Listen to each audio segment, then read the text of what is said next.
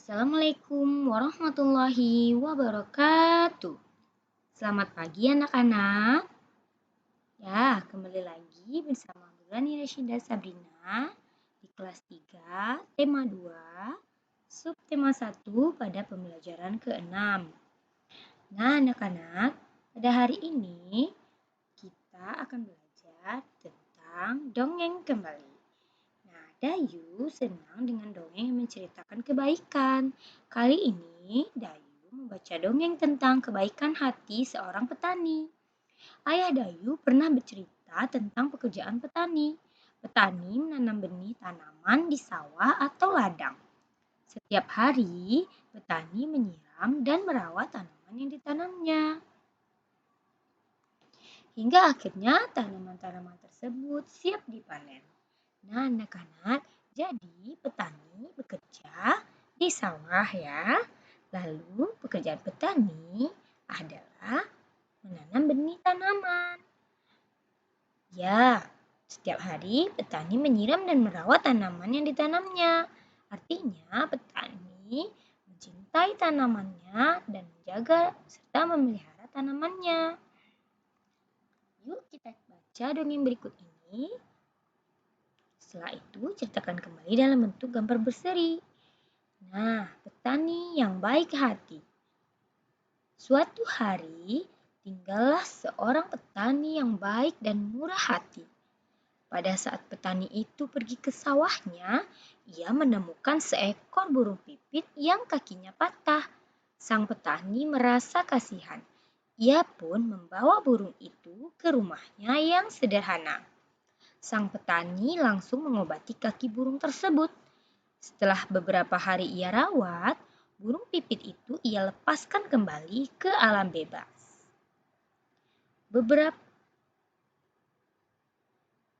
Beberapa hari kemudian, pada saat petani itu sedang mengairi sawah dan mencabuti rumput liar, ia didatangi oleh burung pipit kecil yang telah ia tolong. Burung itu membawa 3 buah biji semangka pada paruhnya. Ia memberikannya kepada petani itu. Setelah itu, burung itu pun pergi. Petani itu sangat berterima kasih kepada burung. Besoknya, sang petani menanam biji-biji semangka itu di dekat rumahnya. Setelah ia mengurus bibit pohon semangka itu pun tumbuh. Semakin lama, pohon itu semakin besar. Akhirnya, pohon semangka berbuah. Petani itu sangat senang. Ia mengambil ketiga buah semangka itu. Pada saat ia membelah buah semangka yang pertama, keluarlah beberapa bongkah emas dan berlian yang berkilauan. Petani itu merasa sangat kaget bercampur senang. Lalu ia membelah semangka yang kedua. Ternyata isinya adalah bahan-bahan bangunan. Petani itu merasa sangat bahagia. Lalu ia membelah semangka terakhir. Ternyata keluarlah para pekerja yang siap membangun istana yang megah untuk ia tinggali. Akhirnya, karena kebaikan dan ketulusan petani itu, sekarang ia menjadi orang yang sangat kaya raya. Ia selalu membagikan hartanya kepada orang yang kekurangan dan selalu menolong orang yang butuh pertolongannya. Nah, anak-anak, ternyata kebaikan hati petani ini berbuah manis ya. Nah, seperti yang pertama petani itu telah menolong seekor burung dan mengobati kaki burung. Ternyata tidak disangka dengan itu dia mendapat kebalasan yang lebih baik. Ternyata burung itu membawa 3 buah biji semangka pada paruhnya dan meminta petani untuk menanamnya. Besoknya sang petani menanamnya. Lalu semangka itu tumbuh dan berbuah.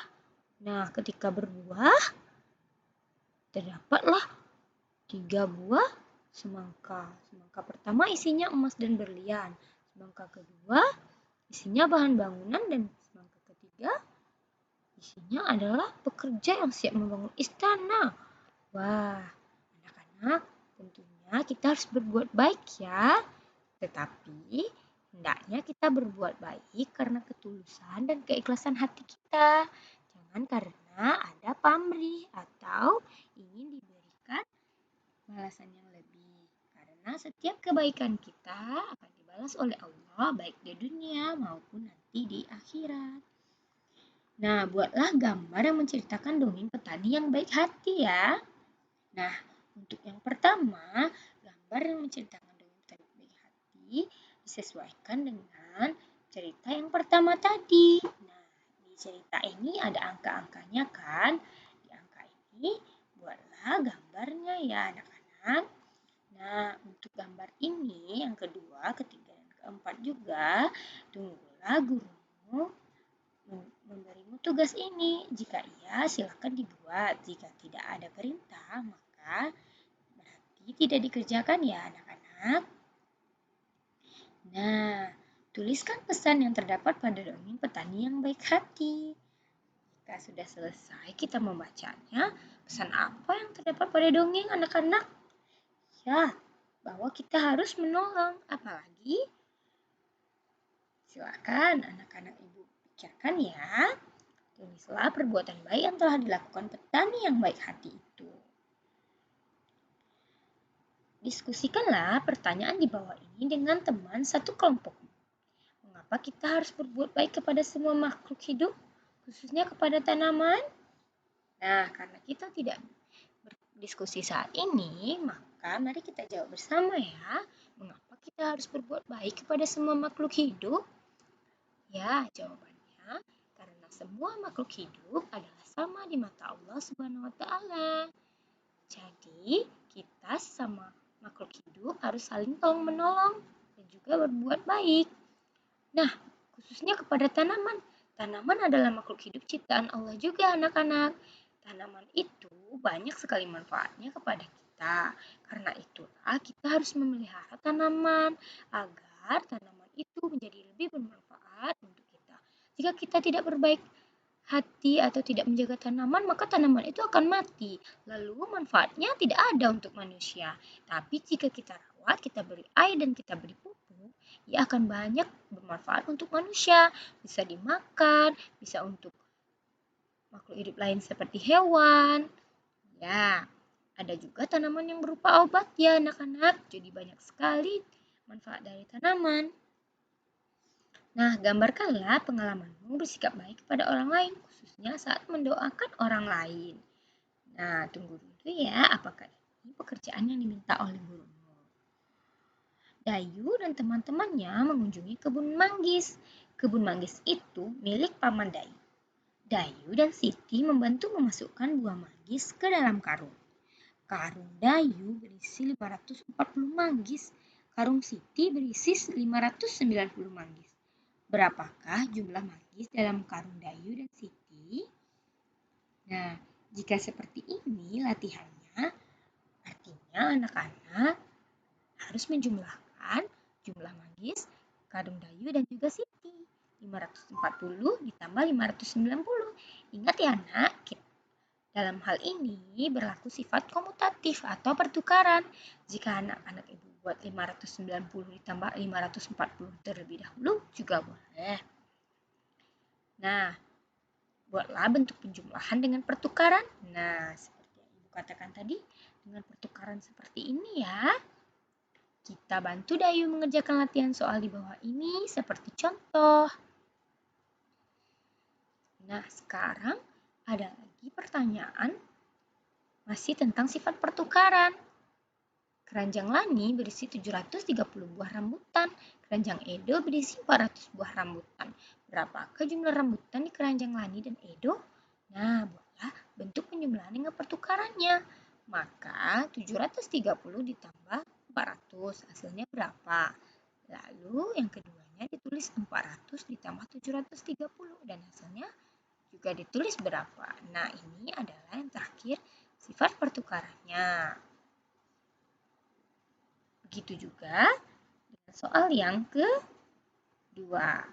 Udin dan Lani membantu panen tomat di kebun nenek Lani. Udin mengumpulkan 630 buah tomat.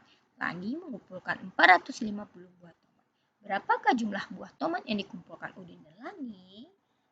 membuat bentuk penyembelahan dengan pertukaran. Dan soal yang ketiga, Benny menyapu halaman rumah nenek yang luas. Ia mengumpulkan daun-daun kering dalam 2 kantong plastik besar. Kantong plastik hitam berisi 780 helai daun kering, kantong plastik putih berisi 578 helai daun kering. Nah, anak-anak, sekarang berilah tanda centang pada kotak dengan bantuan gurumu. Yang pertama, membaca pertanyaan tentang isi dongeng. Apakah kamu sudah bisa melakukannya? Maka centang dengan checklist. Ya, ini adalah centang yang akan Ibu buat apabila anak-anak Ibu bisa menyelesaikan apa tugas yang Ibu minta. Ya, anak-anak. Sekian pembelajaran kita pada subtema 1 hari ini. Semoga anak-anak Ibu pada pembelajaran ke-6 ini dapat mendapatkan pembelajaran ya. Nah, banyak sekali pelajaran yang dapat anak-anak Ibu ambil, seperti menjaga tanaman, lalu sifat pertukaran, dan juga berbuat baik kepada orang lain dan juga sesama makhluk hidup. Sekian pembelajaran kita. Wassalamualaikum warahmatullahi wabarakatuh.